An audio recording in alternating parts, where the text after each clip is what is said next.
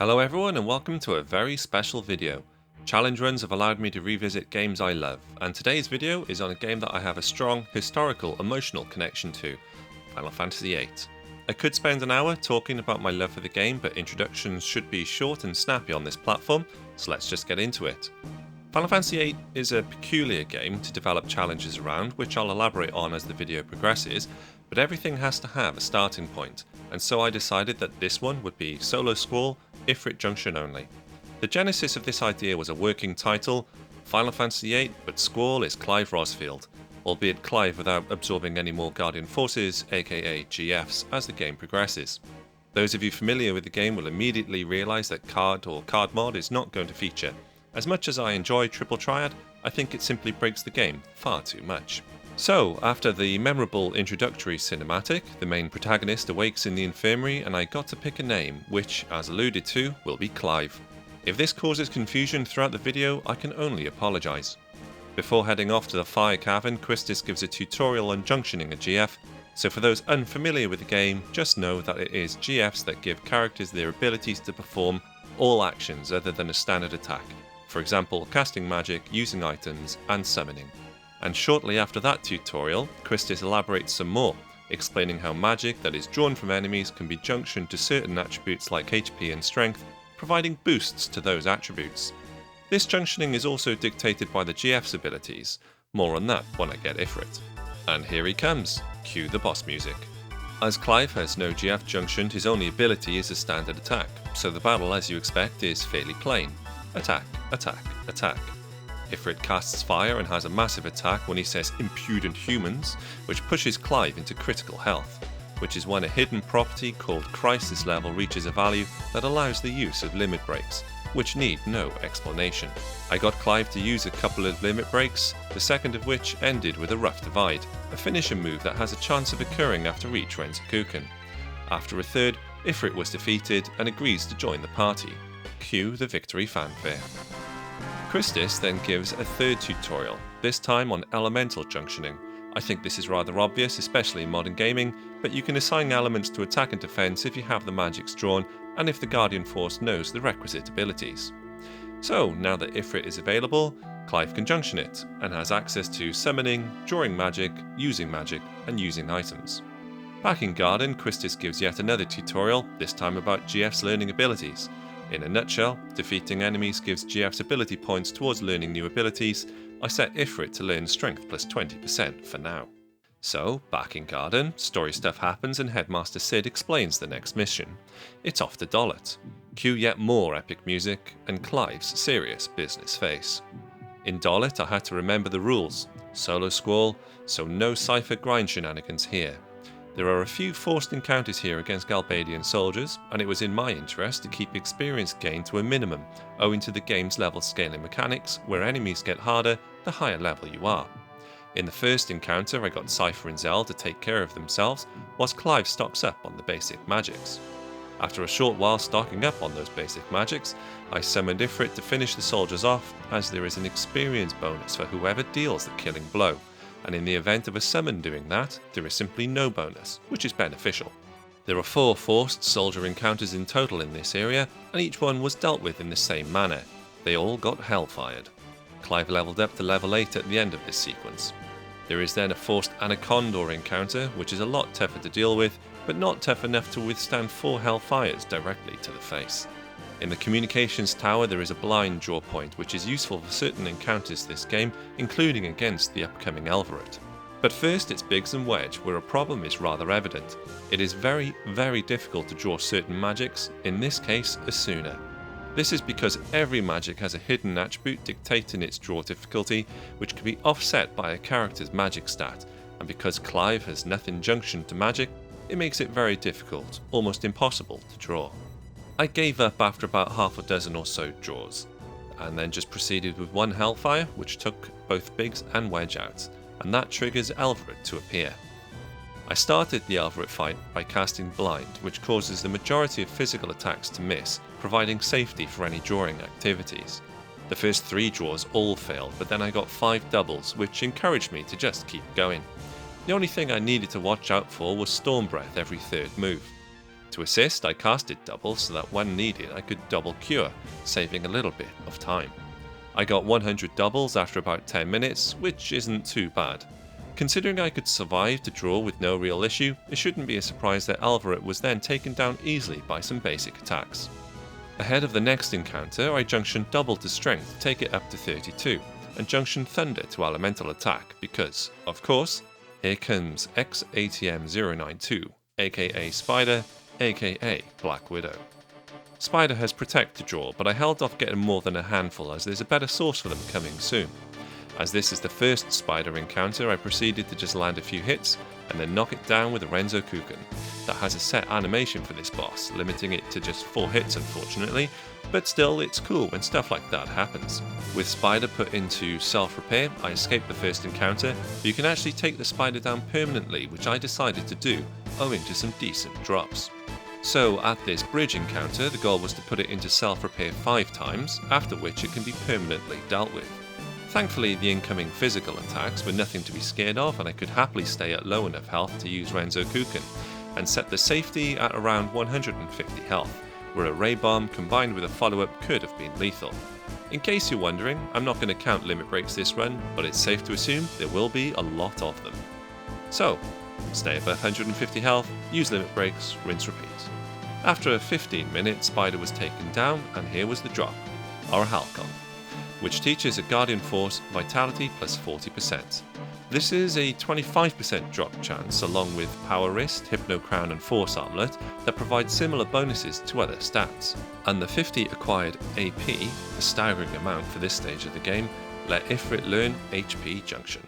And my performance on the Dollet mission put Clive at Seed rank 5. It was then time to get changed and have a little dance and begin a PS1 era love story and relive this iconic moment. And I don't care what anyone thinks, this is peak PlayStation. This game means so much to me and I'm sure it means a lot to many others too. And I know it has its critics, but it's one of those games where if you played it at release and perhaps at the right time of your life, it provided an unparalleled experience. I saw an interview actually with Ben Starr, who voices Clive in Final Fantasy XVI, and he said Final Fantasy VIII is his favourite game, and when he said it, I knew exactly how old he is. Moving on with the story, Quistis invites Squall to the training area and provides one final tutorial about statuses. In a nutshell, they operate in a similar vein to elements. We can apply statuses through attack and defend against certain statuses by junctioning. But Ifrit does not naturally learn anything to do with them, so it's all irrelevant for now. Nevertheless, I drew 100 sleeps and 100 silences from the Grat in this area, and Clive then tells Quistis to talk to a wall, which I thought was quite rude. Then it was time to save a familiar face and engage with the next boss. Thankfully, Grinaldo does nothing but kick or drop the Raldos at you whilst they're alive, and the damage is absolutely pitiful. So a large chunk of this engagement was just drawing protects from the Raldos, shells from Grinaldo, and blinds from the big dude as well. The protects and shells in particular I envisaged being of great use throughout the run. When I had my fill of magics, 2 Hellfires brought the Raldos down, and 3 further took down Grinaldo. The difficulty of the run really hadn't kicked in. After the fight, I junctioned Protect to HP to boost it up to 929, which is quite a strong increase. It was then time to head off to Timber to assist with Les Resistance. But first, Sid gives Clive a magical lamp, which is a little irresponsible if you think about it, but there we go. It even says to save your game before using it, but I used it nonetheless as there were 2 things I was interested in. Some more AP without getting experience, and Demi. I casted Blind to make the fight pretty trivial, but how difficult do you think it is to draw Demi? Well, I can confirm that it took 10 draws before it succeeded, and it succeeded in drawing a measly 1 Demi. I didn't want to hang around drawing 1000 times, so a succession of limit breaks soon saw off Diablos, netting a decent 20 AP.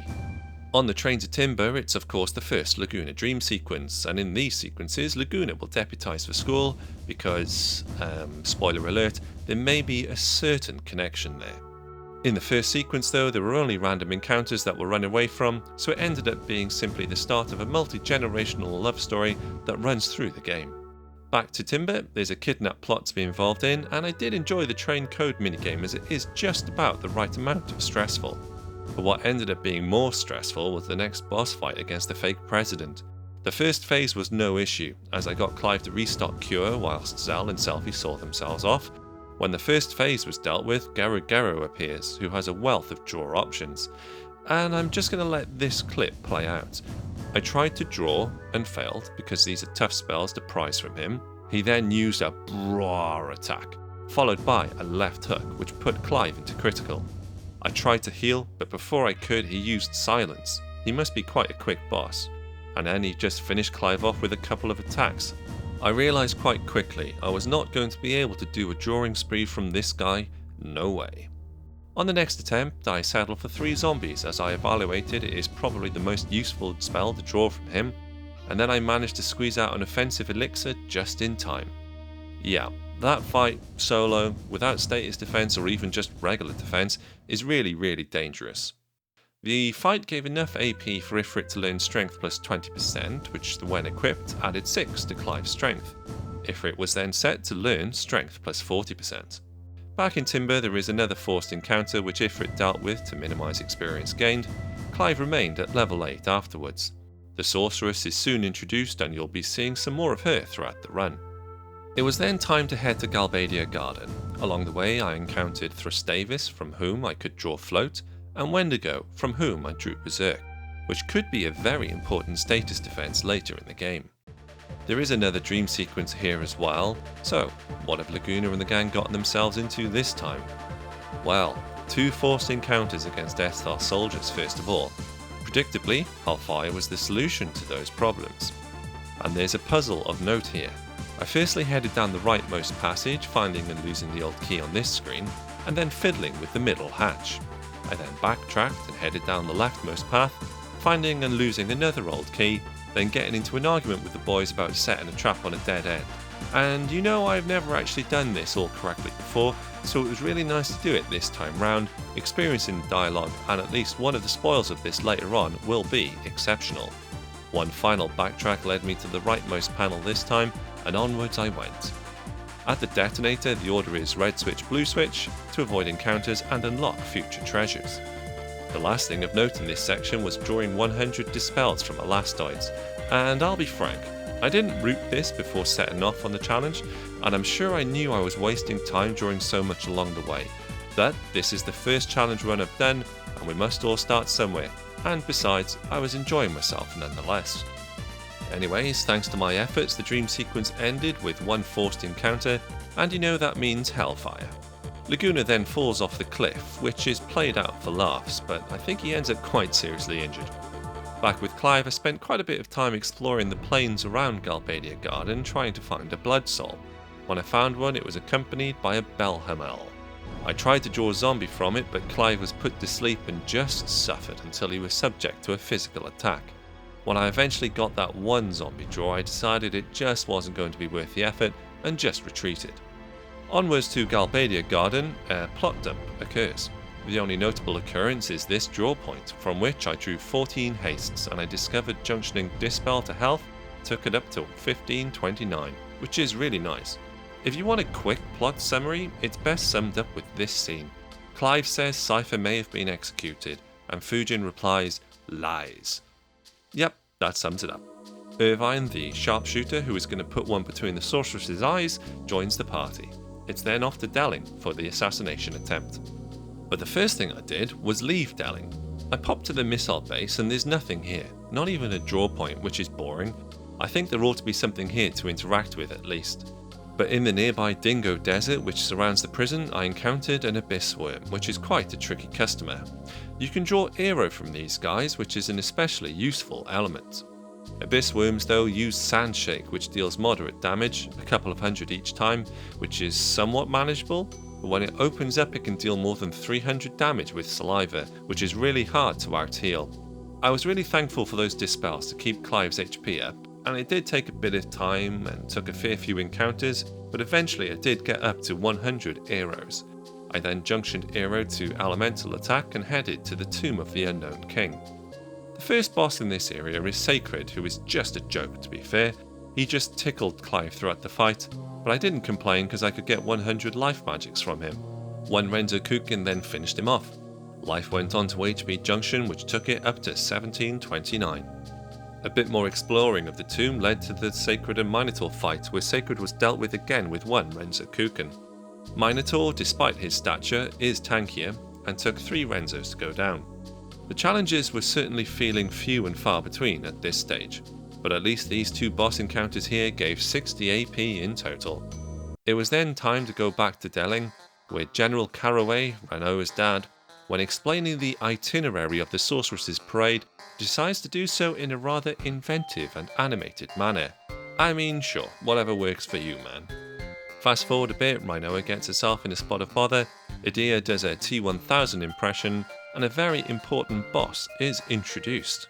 It was time to save Rinoa from the Iguions, and these dudes have Magma Breath, which deals decent damage and inflicts a countdown for petrification. They targeted Irvine first of all, which was appreciated. I attempted to draw Break from one of the Iguions but was unsuccessful, which wasn't promising. I really wanted breaks in order to defeat future enemies without getting experience, but it proved really difficult. Soon Clive was also the target of a Magma Breath, which meant the fight was only going to end one way.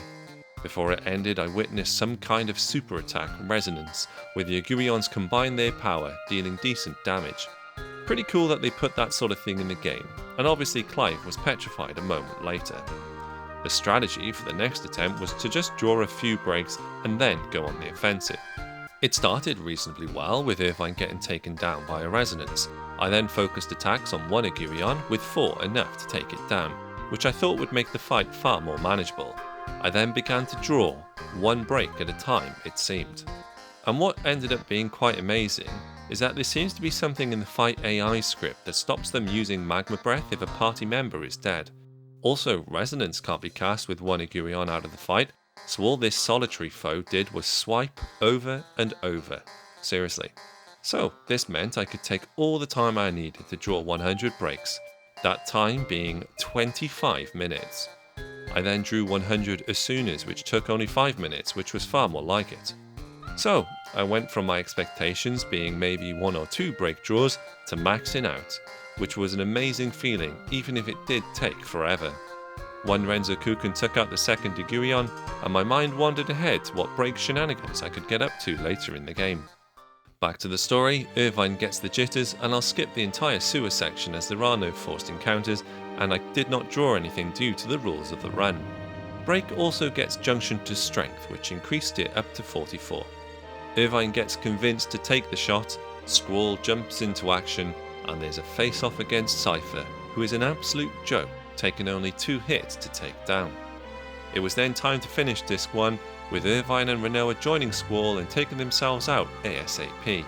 Edea dishes out all of the Argus spells and has Cura to draw that I grabbed a handful of, but didn't want to max out. I shelled Clive up to reduce the incoming Arga damage, and when Clive's health reached low enough to allow Renzo Kuken, I unleashed one that hit 4 times and dealt about 1200 damage. The next Blizzaga from Edea put Clive in a really critical situation, but thankfully one more unleashed Renzo and Rough Divide finisher ended the fight. Edea then kicks off one of the great Final Fantasy VIII conspiracy theories by totally killing Squall here, but if you look, it isn't the most critical hit. Of course, not wishing to downplay a shard of ice piercing your thoracic cavity. But anyway, here ended Disc 1. Disc 2 opens with the Dream World, and there are no mandatory encounters here, so it's just a plod along with more of Laguna's backstory. Of note, however, is a Curaga draw point in the wardrobe, drain from this one on the road, and a reflect one hidden in this screen. After all the running around, it's back to rain, where in my case Laguna bragged about exterminating 0 monsters. Good job, bro. The sequence ends kinda sweetly, with Laguna admitting he's scared of not waking up in the same room. This shows the emotional connection he has started to have with Rain and Alone. Back in the present, the gang awake in prison, which is probably one of my least favourite parts of the game, for a couple of reasons really, which I don't think I'll elaborate on here. Thankfully, Clive doesn't feature heavily here, which means I can kinda skip over a lot, but there are 2 forced encounters, one with only Zell against some lowly soldiers who fall easily, and the second against Biggs and Wedge looking for revenge after the events at Dollet. I did this fight junctionless, with Christus the MVP using Laser Eye that makes a very satisfying bazap noise, dealing decent damage as well. Biggs's closing line, "What's below Lieutenant?" always gets a good chuckle from me. Anyways, to progress you run all the way up to save Squall, Clive, then run all the way down with the other party. It does kinda get old. Before proceeding, I equipped Thunder to elemental attack as it was time for a boss on the bridge. I opened with Renzoing down the soldier in the back before taking down one of the GIM 52As with some regular attacks.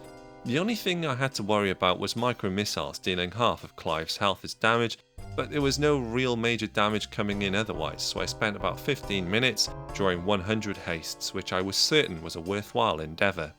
Once I was stocked up, one Renzo took down the last enemy in what was another rather easy fight. I then had to split the team up, one to go to Galbadia Garden with Clive, and the other to go to the missile base. There's a very particular reason that I should have sent Zell to the missile base, but I'll allow your minds to wonder why. At the missile base, I'll skip over the nuances, but of course I avoided all encounters until the forced one before the boss against a few soldiers. I tried to get by without junctions, which meant I could have a bit of fun with other members' limit breaks, including Renoa's Torgal cannon, which I hadn't factored into the run so far. I think I definitely could have gotten some better ammo for Irvine and maybe read the pet pals, etc, but nonetheless the first encounter is straightforward enough. However, the next encounter is anything but. Enter BGH251F2. And I'm gonna level with you, I had to retry this boss fight quite a lot. The problem is, its standard physical attack deals massive damage, and the party's base attacks deal very little in return. And it has thousands of health, meaning using many limits would be the only way to take it down, which just isn't feasible. I think really there are only two ways to defeat this boss junctionless without leveling, one which I've kinda alluded to, and the other being selfies the end, and ain't nobody got time for that. So I decided that when Clive isn't in the party, I can simply nominate one other member to take his place. And I'm pretty certain this is the last boss against which Clive cannot be present anyway, so I'm sure you guys can forgive me. So I nominated Renoa, and started the fight by using Protect, halving incoming physical damage. And I also used Slow, reducing the frequency of the boss's attacks. I must say I started having frustrations though about how long statuses were lasting for here, but I will elaborate more on that soon. I simply started attacking as much as I could, dealing about 250 damage per attack. It was also important to stay on top of healing as Beam Cannon deals massive damage. I had to actually chain cure, slowly regaining overall health as Beam Cannon was used repeatedly. Seriously, there's no way you can do this fight junctionless without some kind of cheese. As shown, it's hard enough solo with one GF junction, but eventually when I did get it clearing, I could deliver one final blow to the machine and bring out the lowly soldiers who Ifrit deals with no issues whatsoever. Seriously, that could probably be the hardest boss of the run, and even though the party survived the fight, this explosion doesn't look survivable. Oh dear. Back to Clive's party where I could worry less about rules and whatnot. This section has some forced encounters, but these can be limited. The first one is against a Grat and a Caterpillar, which Ifrit ate for breakfast. I then ran into the training centre, observed whatever's going on here, and then ran straight back out into the library, where I took a fight in the corridor against a Grat. I tried to cast Break on it a few times, but it failed a lot, so I just evaluated the experience as inconsequential in the long run, and used Ifrit to deliver the killing blow. Next up is the infirmary, where I chose to let the students deal with the situation.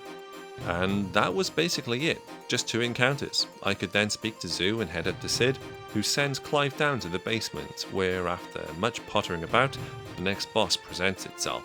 2 Oilboyles, against whom I opened with an Ifrit summon. And these guys hurt a lot. They seem to be able to get 2 or 3 hits in between Clive's turns, dealing a lot of damage. I definitely needed that higher health pool from the life junction, with the added benefit of getting into Renzo range at a higher health level as well. Thankfully 1 limit break is all it took to take the first one down. The second one survived a full Renzo and Rough Divide, which allowed them 1 more attack, which I prayed to not be oil shot. Thankfully it was just a normal physical, and so it got finished off by another Renzo Kuken. So it wasn't the easiest fight, but it still seemed so long as I could get a couple of decent limits off and keep my strength high enough to cut through boss health pools, I was going to be okay. And on that note, it was going to be a lot easier as Ifrit learned strength plus 40%. But missiles are heading to Garden, and I always remembered they gave them some robot eyes, which is pretty cool. Clive mashes some buttons on a console, and just how does this thing physically work? I mean, who designed this thing? It looks like a health and safety hazard to me, but nevertheless the day is saved and Garden lives to fight another day. But before more plot, there is one matter to attend to: Norg. The first phase is a gimmick where you have to hit the orbs to send them back to blue, else you'll be hit with powerful spells. But other than that, there's nothing to be concerned with, and so in this first phase I just kept hitting the pod until it opened up. The second phase is certainly more challenging, with some strong spells coming out that exploited Clive's lack of elemental defense and his lack of status defense against poison. I decided to just go with an all-out attack and started the Renzo Kukunening. And I gotta say it again, I love it when there's a custom Renzo animation. Just how cool is that? Clive ended up taking a Thundara and a Tornado to the face, which made things very uncomfortable, but I continued with the limit breaks, imagining Norg couldn't have had much health left. One more Thundara headed Clive's way, but I got one final Renzo out, which sealed the deal with only 77 health remaining. Yep, these are the sorts of fights we like to see. More plot follows, where Alone explains she's been sending Clive et al. Back to the past in an attempt to change it. Clive then has one of his many existential crises and has to have a nice sit down. Moving on, Garden crashes into Fisherman's Horizon, where there is an invaluable draw point, Raijin.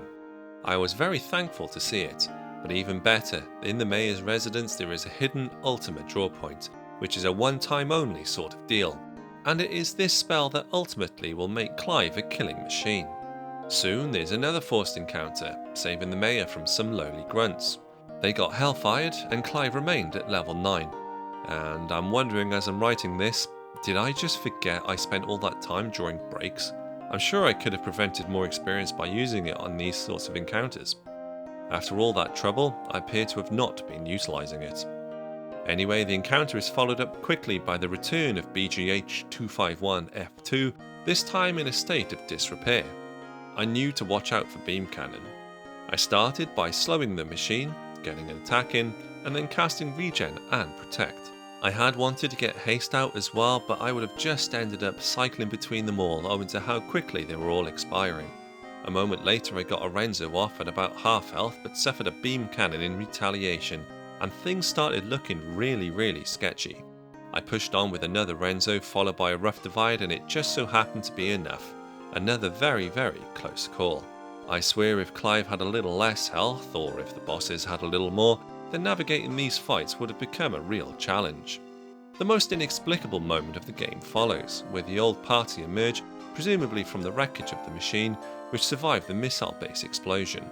Clive even asks what happened, to which Zell says, "We'll talk later," and Clive just says, "I guess," in his head, which is quite amusing, but I'm not sure the whole thing is ever revisited. More plot follows, and there's another existential crisis for Clive, but it's time for some excitement because the world opens up now, which is really where the game begins to shine. First stop, Shumi Village, and just note I revisited this draw point where you can pay 5,000 gil to draw Ultima. I'll spare you each clip, but if you note an increase in damage, just know that this is going to be the reason. I'm also going to skip over the quest here as it's just fetching stones, but I did chuckle when the Elder rewards Clive by just showing him his hand. There is some funny and thoughtful elaboration over this, but regardless, the actual reward is a Phoenix Pinion, which if used would enable Phoenix to resurrect the party if wiped out, which is of course against the rules, but I did kind of consider using it if I was to ever get into a pickle, and the justification would be, of course, Phoenix being an icon of fire, just like Ifrit in Final Fantasy XVI. Anyway, the real interest here in Shumi Village is the second quest, which is enabled by re-entering the village. Just make sure that when you do speak to Artisan, you speak to him until there's no more dialogue. You don't want to run around the world just to not have triggered the next part of the quest. If that happened to me, I would have been mightily embarrassed. Anyway, after Artisan says no more, head to Grease Monkey and Fisherman's Horizon, blah blah blah, return to Artisan, blah blah blah, then Elder gives you a status guard, which is an outstanding reward and utterly invaluable for this run's viability. I used it to teach Ifrit Status Defense Junction ×4, and initially set it to defend against Sleep, Silence, Break and Berserk, but of course this can be tailored throughout the game. Without this ability, I would be at the mercy of all manners of nasty sadises that are prevalent in the latter half of the game. I then headed to Chocobo Desert where you can encounter Cactuars, who at this stage only give 8 experience but a whopping 20 AP. I killed just the one for now as a test, but if you ever need extra AP, these guys are where to get it. I also did the Chocobo quests for the first time ever, as I anticipated the rewards may be quite useful, with the hauls being Meteor, Ultimate and Holy Stones, Meteor, Flare and Ultimate Stones, Protect and Meteor Stones, an Aura Stone, Shell and Holy Stones, and a Flare Stone. I didn't really know at the time if it was going to be a worthwhile endeavour. Centra Ruins are also open at this stage, in which you can fight Tonberries, who give no experience and 1 AP per kill. They do have a lot of health, mind you, and take a fair few Renzakukens each to take down, but thankfully Clive seemed to be just quick enough to take them down. If ever Tonberry got too far forward, it used Chef's Knife. The issue here is that if I ever healed Clive up a little bit too much, he lost the ability to use Limit Break, and his standard attacks just couldn't compete with Chef's Knife, which did lead to an eventual death. So I just learned to take my time a little bit more and more. I also saved more often. I accumulated Tonberry kills as best I could. Another curveball is a seemingly random, low occurrence counterattack of everyone's grudge, which just amplified my need to save more often. After around 20 Tonberries, the king shows up, who has a devastating attack, It's Sharp, that dealt 1,320 damage to Clive, taking him out, which created a bit of a predicament. I needed Clive to be out of that critical health range, which means he'd only be able to use standard attacks. I headed back to Shumi Village again and stocked up to 71 ultimates, and I envisaged needing every last point of strength to overcome this challenge. My next encounter against the king started much better. I precasted Protect, which halves incoming damage, and to be fair, it was only its Sharp that caused any serious problems. But again, and I'm sure you've all experienced this, I noticed my buffs like Protect, Haste and Regen running out so quickly. It culminated in a perfectly timed Protect wear-off, allowing the king to take Clive down once again. However, I discovered through this that battle speed has a massive part to play. I'll spare you all the details, but basically by slowing the battle speed down from fastest to slowest, the amount of health regenerated by regen goes from 25% total health up to 130% total health, more than 5 times as much. Considering much of each battle is spent in animations, lowering the battle speed down doesn't really make the game feel all that much slower. It's a worthwhile trade-off to make all buffs last more than 5 times as long. So, invigorated by this knowledge, I got Haste, Protect and Regen up against the king and proceeded to chop away. Chop, chop, chop. It ended up taking a lot longer than expected, 5 minutes in total, but eventually he did drop, and honestly, I doubt it would have been possible without slowing the battle speed down. And the reason I wanted to take this fight is for a Royal Crown that teaches Ifrit magic plus 60%, which is basically a backup against any enemies with high vitality. And actually what was quite annoying was when I went to equip magic plus 60%, I noticed I hadn't put strength plus 40% on, which would have made all of those fights so much easier. Ah well, and you'll note Clive's strength is up to 142, with more room to grow. Now back to the story. The gang head to Balamb, and here's a little trick to skip finding the captain here. Basically, when the guards say the captain is on patrol, just run back and forth to the left a bunch of times until they've changed position. I did this 10 times, but I think 8 was enough. Then talk to the guy on the left, which will just trigger Raijin to appear. And alright, boss time. And this one was very easy. One Hellfire took care of the accompanying guards, which I didn't really need to do anyway, as you don't get experience here. And after that, Raijin got dropped in 2 hits. The next fight in the hotel against Fujin and Raijin is a little less straightforward. Fujin casts Tornado that deals okay damage, but 1 hit from Clive made her retreat. Raijin unleashed a Raijin special that I think crit for 330 damage. But it just put Clive into Renzo range, which only means one thing. Bye bye Raijin. Of course it helped that I'd been stocking ultimates throughout the side questing, but still this was very easy. I then proceeded to do a little refinement, getting 100 Faragas from some wizard stones, which I can't even remember getting. But it's stronger than life on HP Junction, so yeah, that's that. On to Galbadia Garden, where it's off to the basketball court for a large conversation about collective amnesia and some more exposure about why Clive is the way he is. I know the orphanage and amnesia stuff gets a bit of criticism, but it's fine, especially considering this is PS1 era storytelling. Anyway, the gang decide to keep on fighting or something like that, and that's the last time we will see or hear of Trabia Garden. Right, on to some cool stuff, and I'd love to know what Square was smoking when they thought of this, with Galbadia just launching soldiers on motorbikes into Balamb Garden. Paratroopers are also deployed against Garden, heading for the classroom, which results in a forced encounter against 4 of them. Status effects now start making an appearance, and I was glad to have spent some time at Shumi Village getting that status guard. Immense Silence was defended against, allowing me to use Hellfire twice to take out all of the guards and minimise the experience gained. Although, again, did I even consider Break? For the Paratrooper minigame, I honestly tried to do it quote-unquote correctly, but after one failed attempt I just resorted to mashing Kick, which seemed to do the job just fine. So, Rhinoa is rescued, and on this screen you hold left to run to the left, and if you get that reference, we have the same YouTube tastes. And just before entering Galbadia Garden, taking the final steps towards the end of Disc 2, I drew 13 auras from the hidden draw point by this tree that I imagined would be immensely useful. And I was quite excited about the next encounter, Cerberus, located in the central hall where the haste draw point was. Regrettably though, he does not have triple to draw, which would have been utterly insane to stock 100 of. Cerberus has Quake at his disposal though, which deals a lot of damage, 682 in this instance. Obviously Clive's spirit is still low and there's no earth elemental defense yet junctioned. I attempted to draw Quake as it's a strong spell, but after 5 failed attempts in a row I evaluated it as not quite worth the hassle, and ended the fight with just 1 Renzokuken. A moment later it's time to face off against Seifer again, who is pathetic once again. He went down in 2 hits, and I'm pretty certain that's just because there's a script that prevents him from going down in 1. I might however be making that up. What a joke of a fight, honestly. And the end fight of Disc 2 is against Edea, with Seifer in tow. Edea does nothing until Seifer is out of the way, which takes 2 hits once again. Edea's most significant attack is Maelstrom, which deals decent damage and inflicts Curse, which prevents the use of limit breaks.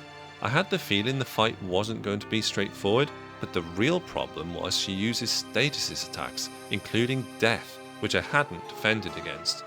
That resulted in a game over. I had thought about drawing Death from Tonbreeze, but obviously just didn't.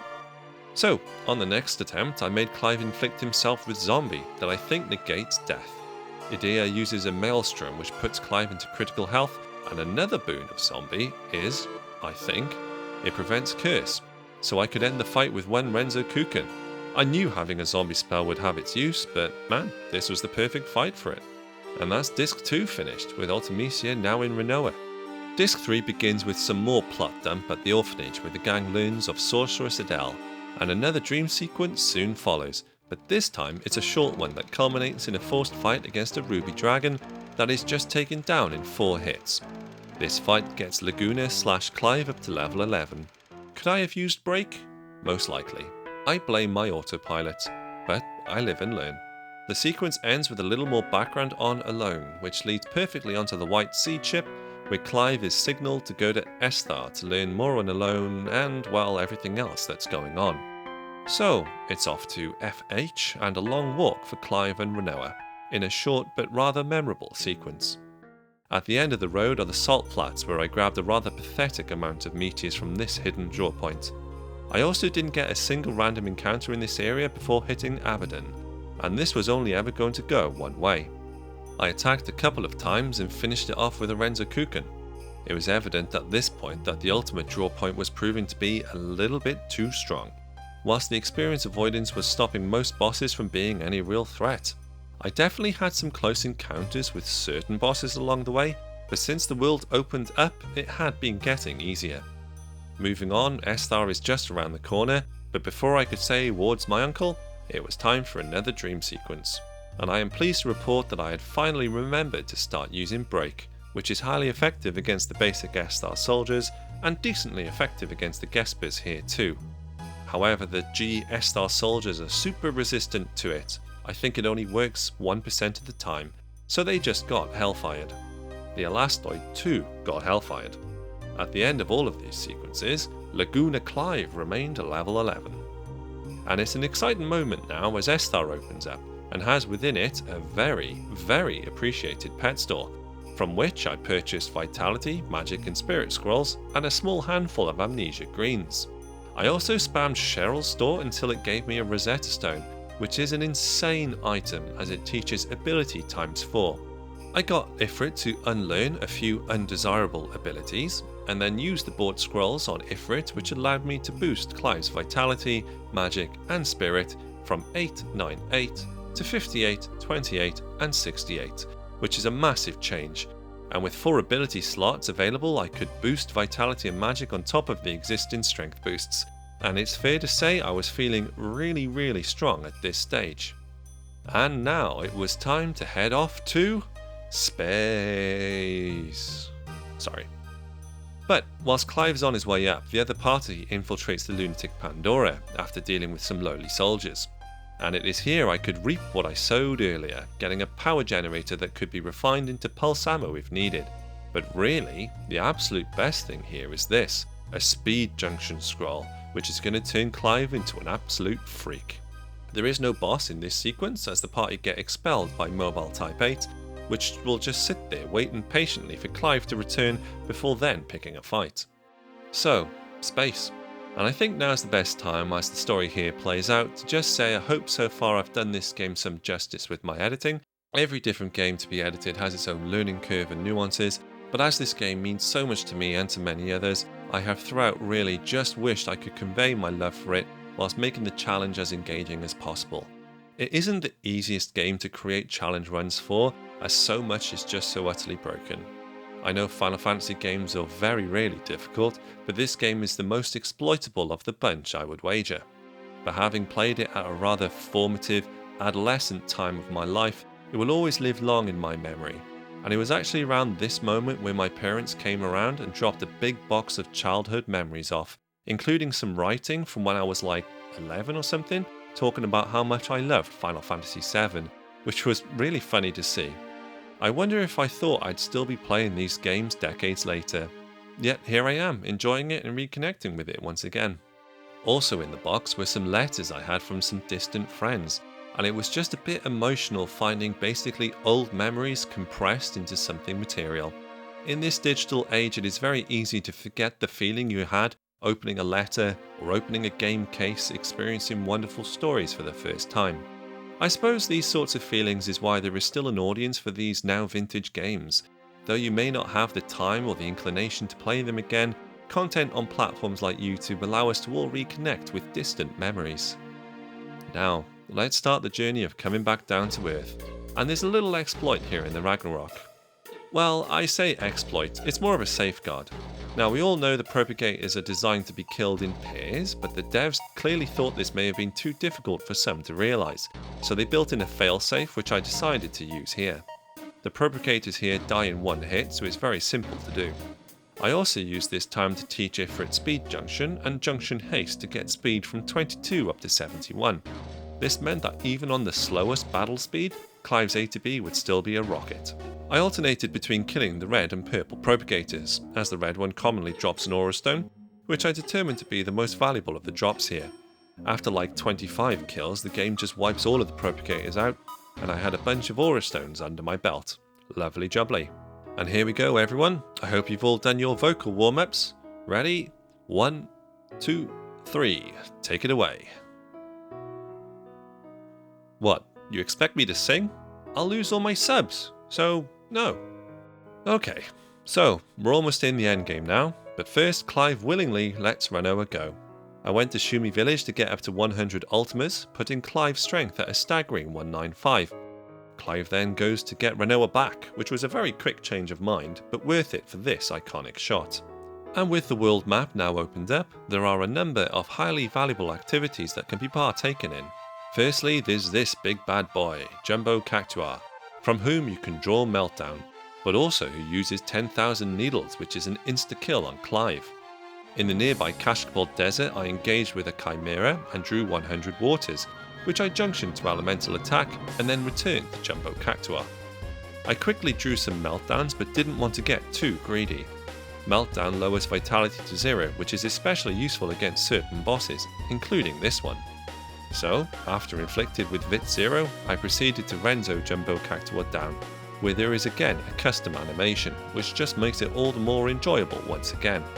Thanks to VIII, Ultimate Junction on Strength, Strength plus 20 and Strength plus 40, only 2 Renzos were needed to take him down, and the reward is insane. Gaia's Ring, that teaches HP plus 80%, which nearly doubled Clive's health. Next stop is the Deep Sea Research Centre, where there is again a highly desirable drop I was after. I'm going to skip over talking about this big glowy blue thing because honestly, screw this screen, I hate it, I hate it, I hate it. When you finally interact with the glowy blue thing, there are 2 forced encounters against ruby dragons that I think have had their levels boosted. They were taken down really easily and Clive got up to level 16, and I really didn't want to go any higher, else I could encounter more severe problems with later encounters. But this is what I was here for, Bahamut, whose drop is insane. I started by casting Regen and Haste, which provided a strong safety net for the fight. I then noticed I could draw full life, which is utterly insane when junctioned, so I decided to go for 100. The only thing I needed to be wary of is Mega Flare, and you'll see the damage it can deal now. And let's just say I was very happy I got Gaia's Ring ahead of coming here, as otherwise it would have been an instant KO. It was really cool to again feel some threat, and I was feeling pretty good about the ordering in which I was doing things. Thankfully, Bahamut doesn't make much of a habit of using Mega Flare, and it isn't too long until I stock Clive with 100 full lives and 100 flares, another amazing endgame magic. I then just started the offensive, with Haste working in conjunction with Slow. Bahamut didn't take long to fall at that point, and the reward is, drumroll please, a Hyper Wrist. But I'd stupidly run out of amnesia greens, so I had to venture back to Esthar, and there were again some unexpected boons to such an endeavour. I landed at the air station, which is just a cool little feature, let's be fair, and along the way I encountered a behemoth enemy, one of the rarer ones in this area. I took the opportunity to draw 100 regens, which would save me a lot more trips back to the FH draw point. I popped into the junction screen and was reminded of those full lives, which skyrocketed Clive's health up to 9,999. Regen got junctioned onto Vitality, taking it up to 81.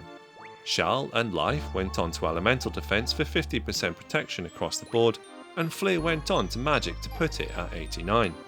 I eventually hit the shop, unlearned some junk, and used the Hyper Wrist to get Strength plus 60%. After a little playing around, I decided to settle with just Strength plus 40 and 60, landing at 248 Strength, only 7 off max, and absolutely enough.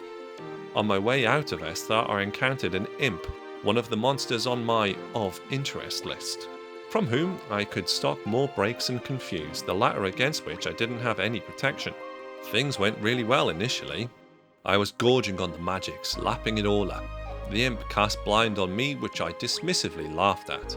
And you won't believe it, but I stocked up to 100 breaks, stocked up to 100 confuses, and only when I decided to flee did the Imp decide to use Confuse on Clive, against which, like I said, there was no protection. The fight ended with Clive ending himself, resulting in a game over, and everything I had just done here had gone down the drain. Definitely the stupidest death of the run. But anyway, on the next visit I hung around this save point instead to take on the Imps, with the only annoying thing being that light bringing Zell and Quistis back to life, so I just had to kill them quickly before they got berserked or confused. I'll spare you all the clips and just say I did everything as I did before, but didn't mess it up.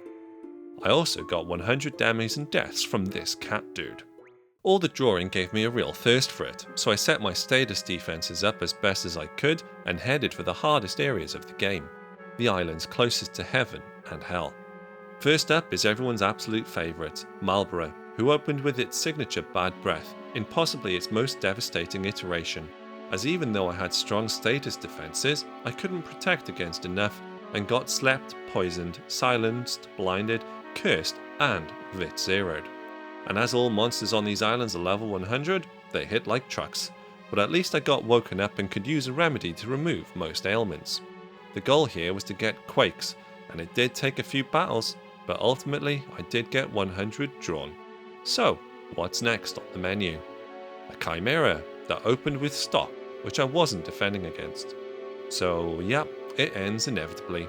Clive doesn't quite unstop in time, got finished off by Thundaga. At least I could save between fights. And here's an important customer, MVP actually I'm tempted to say, Triface. For safety I used regen, as one bite attack deals a few thousand damage, even with Clive's strong vitality. Imagine it without it. I also casted Protect for additional safety that allowed me to crack on with Drawing Pain, an amazing spell in general, but invaluable when junctioned to status defense. After a couple of minutes stocking up, I also took the opportunity to get 100 stops, and then just fled the battle. A tough fight to survive, it must be said, and this is the result. Pain defends against poison, silence, curse, and blindness, though Clive doesn't care for the latter. Next up is a Ruby Dragon who was no issue at all. They do however have Meteor to draw, another valuable endgame spell. Meteor eventually got slapped onto HP so I could move full life over to Vitality for a significant boost there. And after all that, it's safe to say Clive was an absolute unit. Back to the story. After Rinoa explains about getting lost in a dream, Clive promises he'll be at the orphanage if it ever happens again, which is just a little bit of nice foreshadowing. It's then off to Esthar as Dr. Rodin explains the plan to defeat Adel, which is to force Ultimecia to inhabit Rinoa again, use alone to send Rinoa and Ultimecia back in time, and then bring Rinoa back, and then when time compresses, go and defeat Ultimecia. Honestly, it's a lot better plot than I've explained, but that's the gist. And I gotta say these Disc 3 segments have been the most fun and where the story really kicks into gear. So, the Ragnarok crashes into the Lunatic Pandora in epic fashion. I especially love when the arms come out and grab onto it like a monster. And it's time to engage Fujin and Raijin for the last time, which ended up being really easy again. Fujin tried Confuse, but Clive's status defense worked wonders. The preparatory efforts really paid off. Fujin drops in 2 regular attacks, and so too does Raijin. Next up in this little gauntlet is Mobile Type 8 that was teased earlier. This too went only one way. It took some punishment for sure as it has a formidable amount of hit points, but even though it countered each attack with twin homing laser, Clive's defense was so strong and health pool so enormous that it made it a very breezy fight. And if this one was breezy, how do you think Seifer went? 2 attacks took him down. Boring. And that's actually Disc 3 over and done with. Nearly there, folks. And it's time for everyone's first proper block when they first play this game, Adel, who when I first played this game made me start the game over from scratch because you just can't head out to the world from here. I just couldn't figure out how to beat him. Just old game things. Adel has access to powerful magic like Meteor, which dealt decent damage to Clive all things considered. You also have to be mindful of Rinoa's health throughout the fight as well. But, anticlimactically, I regret to inform you that I offer my sincerest apologies that he got taken down in a couple of hits and caused no bother whatsoever, which was a huge shame as I really wanted a solid fight here. Alas. So anyway, time compression begins, and if you ever wondered what that would look like, it looks like a 90s music video, followed by a Stargate. And this is a really wonderful sequence, brilliantly executed although very straightforward, as various sorceresses appear for a scrap, growing in strength, and appearing on battle maps that have appeared throughout the game, which just rounds out the journey to this point spectacularly, and really just makes me think what they could do in this sequence if they ever were to remake this glorious game. The sequence culminates with this encounter against an epic backdrop. What's nice is that this ending sorceress has Holy to draw, so I got on with that whilst ignoring the incoming damage. It also counts down from 5 to cast Ultima that I expected to do a lot of damage. Thankfully Shell and I guess a decent spirit stat helped to mitigate it. A full 100 Holies later, I started the offensive with regular attacks, and to be fair it could tank quite a bit, but once again there was no real threat in return, so I left happy with the banked Holies and looked forward to Ultimecia's castle. And how's this for a mood? Yep, and it must be said, the soundtrack for this place is unbelievable, as you would expect. And I'm sure by now your appetite will be waning a bit, especially considering the ease of the last few bosses. So maybe for the seal bosses I'll edit them into a little montage or split screen or something. Sphinxara was super easy, as you might imagine, and Tripoint dropped a rocket engine. I loved this room of the castle in particular, and it reminded me very much of Resident Evil. Just a puzzle in a creepy setting with honestly fantastic artwork considering the system limitations. I totally solved it myself, totally without referring to a guide, and defeated whatever this thing is. I used the rocket engine to teach Ifrit speed plus 40% and replaced the vitality boost with it in the abilities menu, which took Clive's speed from 73 up to 102, which was electric. The giant dude got meltdowned and then killed to death, shout out if you get that reference, and Krista got meteored to oblivion, dropping an elemental guard which replaced elemental defense times 2. Clive's elemental defense setup was then set up like this for massive resistances across the board, and absorption on the 3 primary elements, which is just fantastic, and really shows how the junctioning system can be very satisfying and rewarding once fully understood. Visage dropped easily. Catobleepus or Catobal Pass went down easily too, but casted Meteor as it bowed out, almost taking down Clive. This latter fight dropped a status attack, the last piece of the junctioning puzzle. I chucked slow onto status attack but was pretty certain there was nothing specific to target for the next encounters. Before hitting the last seal boss, I chanced upon a Gala encounter where I could draw Meltdown. You see, all the encounters in the castle are random and a random level. I grabbed 100 and junctioned it to Vitality, taking it up to 91 from 80. Tiamat then got smashed, no issue.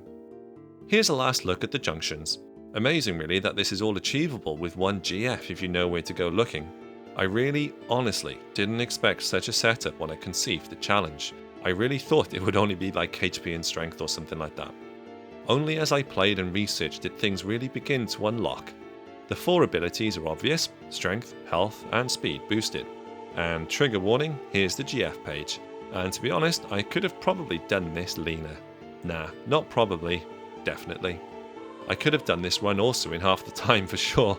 I really didn't need to draw all those magics. And here's our flame friend, Ifrit, super kitted out. And here we go, the final showdown. Ultimecia has some good lines, but I particularly enjoyed "The price for your meddling is death beyond death. I shall send you to a dimension beyond your imagining." It gave me a real "I have no mouth and I must scream" vibe. The first order of business is to simply survive until Clive makes an appearance.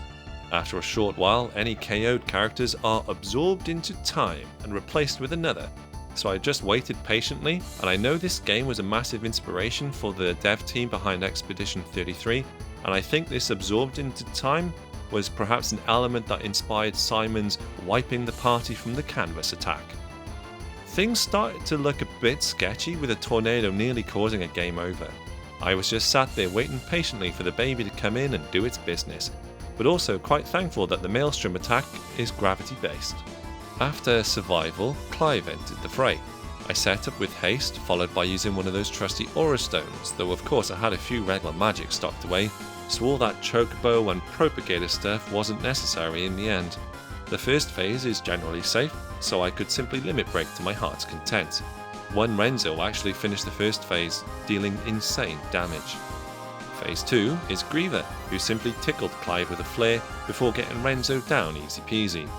It does, however, go out with a bang, unleashing Shockwave Pulsar, the most damaging attack we've seen all game. Thankfully, owing to my prior excessive efforts, Clive was suitably tanked up for it and was ready for Phase 3. It's quite a spectacular entrance for this phase, and I admit I'm unfamiliar with all of the movesets, so decided to regen for safety.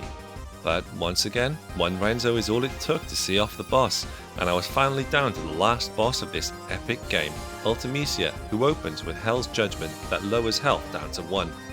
I wasn't sure if the right strategy was to heal up, so instead just went for glory with a Renzo Kuken.